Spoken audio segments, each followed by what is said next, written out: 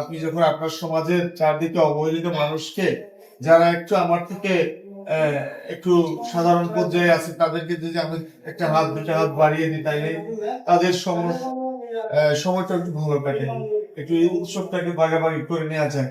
আর এটা আমাদের যেমন মানবিক দায়িত্ব, ধর্মীয় দিক থেকে আমরা রোজা সিয়াম পালন করতেছি, সংযম এর মধ্যে আছি, ঠিক এটা সিয়াম এবং সংযমের শিক্ষার একটা অংশ। যে আমরা আমাদের পাশের যে ভাই, যে বোন আছেন, তাদের একটু খবর নিব, এটা দারুণ একটা মহতি কাজ।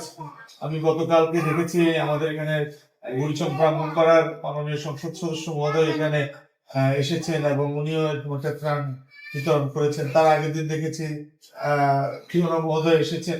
আজকে আমি আসতে পেরে আমার ভালো লাগছে।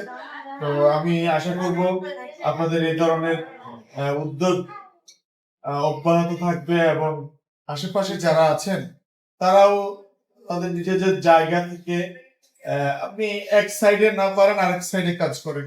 আপনার আর্থিক অবস্থা খারাপ আছে, তো সমস্যা নাই, আপনি দেশের আইন শৃঙ্খলা রক্ষার জন্য কাজ করতে পারেন, এটাও কিন্তু আপনার সাদাকায়ে জারিয়া।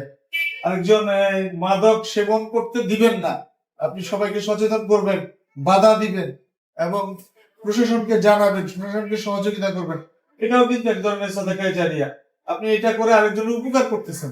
আমরা চাই সমাজটাকে সুন্দর করতে। আমরা যদি সমাজটাকে সুন্দর না করি, আমাদের পরের যে জেনারেশন আসতেছে তারা আমাদেরকে ক্ষমা করবে না। আমাদের উচিত যে আমাদের পরের প্রজন্মের জন্য একটা সুন্দর সহজ সাবলীল সমাজ রেখে যাওয়া, যেখানে মাদক থাকবে না, যেখানে দুর্নীতি থাকবে না, মানে দুর্নীতি মুক্ত, মাদক মুক্ত শ্বাস নেওয়ার মতো জায়গা থাকবে। আমরা সেটা আশা করি। আমরা আমাদের জায়গা থেকে সবাই চেষ্টা করব।